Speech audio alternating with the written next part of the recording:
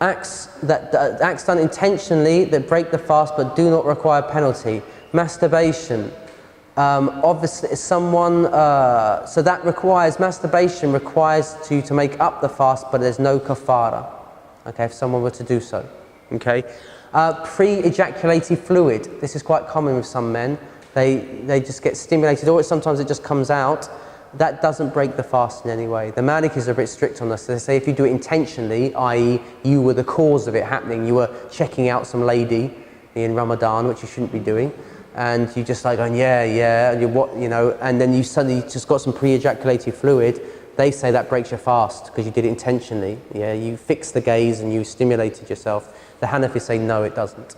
Okay, it has to be full ejaculation to break the fast. Okay, is that clear for people? So masturbation places or actual intercourse. Yes. And if the person does ejaculate. Yes. Isn't that like a hudud then? I mean, wasn't there the hadith of the Sahaba who actually had intercourse with his wife, and then also this is where the ruling comes, doesn't it, for the consecutive 2 months? Oh, there's kaffarah for that. No, none of the scholars doubt. Isn't that the same with masturbation because it's intentional? No, but you're not inserting. It's basically enjoying your wife. Okay. You have to be enjoying the other person. Even if you enjoy your wife without penetration, it wouldn't break the fast. There's definitely no kaffarah on that. It's got to be penetration. Okay. But the scholars differ now. You'd have to fully ejaculate for it to be breaking the fast in the Hanafi school. Okay. But you shouldn't be engaging in the first place. Okay. A lot of people have this thing about you shouldn't be enjoying any pleasures when you're fasting, to the point some scholars say it's makruh for you to use perfume. Have you heard this one? Like in Morocco, people have this idea, it is actually a position in the school, is that you shouldn't even apply perfume. And this brings us to another issue, is like, say you've got dragon's breath and you've got a job interview at your work. Some people get, especially if they suffer from candida and stuff like this, they get quite bad breath when they're fasting.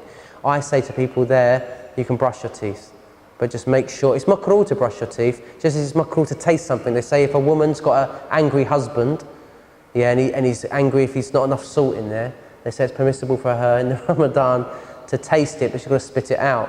Oh, she should whack him with a wooden spoon anyway. But as long as if you can taste it in your mouth, it doesn't break your fast. If you feel it go down, it does. So for people who have very bad breath, it's permissible for people say use the miswak. That doesn't get rid of bad breath really that much. Okay. So if you were to use some mint toothbrush and stuff, you have to do it like this, so it doesn't go down the throat. And it's makruh, it is makruh, but if you're really self-conscious, it doesn't invalidate the fast. Is it still makruh if you're brushing without toothpaste? No, that's fine. Brushing without toothpaste is fine. Remember, most of the bad breath comes from the tongue. So if you were to not use toothpaste, that'd be absolutely fine. It's not an issue whatsoever. Chewing gum that's got, in Arab lands, they've got this ilk. Ilk is like a chewing gum, but it's got no flavour to it. That's makruh to do, but it wouldn't break your fast because you're not swallowing it. You're just doing it to stimulate saliva. Okay, it's slightly disliked. Yeah, so eating, drinking, or having something, what do we say? It has to break the fast and do it. Acts, we haven't got to the actual, we got to the kaffarah of that. Yeah. So breaking the fast intentionally without valid reason, we mean that through sex or through eating or through drinking. That's a kaffarah on that, okay? Acts that break the fast and do not require penalty, eating or drinking something accidentally, forcing oneself to vomit more than a mouthful. Yeah, these you have to remake the fast, but there's no penalty. Swallowing. They say someone who works in an environment where they can't avoid, like a baker, he's got flour all over the place. If something goes down the throat, it doesn't break the fast, because there's nothing you can do about that. They say you walk into a room and people are smoking, and you passively inhale it, and you don't go, it just goes down your throat. It doesn't break your fast because it's against your will. But if you get I did this once. There's a bit of a debate about this, but the precautionary position is that the incense does break your fast. Okay. So once I was doing it, and I was like going, and like really getting it in. I thought, oh my God, it's Ramadan. After about 5 minutes of just like, I was like, So you should avoid it. Someone was telling about, these little sprays that come in the room every so often. Yeah, sometimes you can feel them down the back of your throat. It doesn't break your fast unless you were sticking your mouth around it when it was like, because you can't. If you're in the shower and stuff, if it goes in accidentally, it doesn't break it. But if it goes, if you're going like this, that would be breaking. People shouldn't swim when they're fasting because obviously the risk of water going down. Okay. What we on? Yeah, say someone had, this is an interesting issue, say someone had abscess in their mouth. Do they go to the dentist? Ideally, you shouldn't go to the dentist in Ramadan, but if it's an emergency, you can break your fast for that because, you know, you need to get that fixed. But ideally, avoid it if you can, okay? Yeah, they said, you know the hadith, they say you shouldn't, your breath, they say the fastest breath is like musk, isn't it?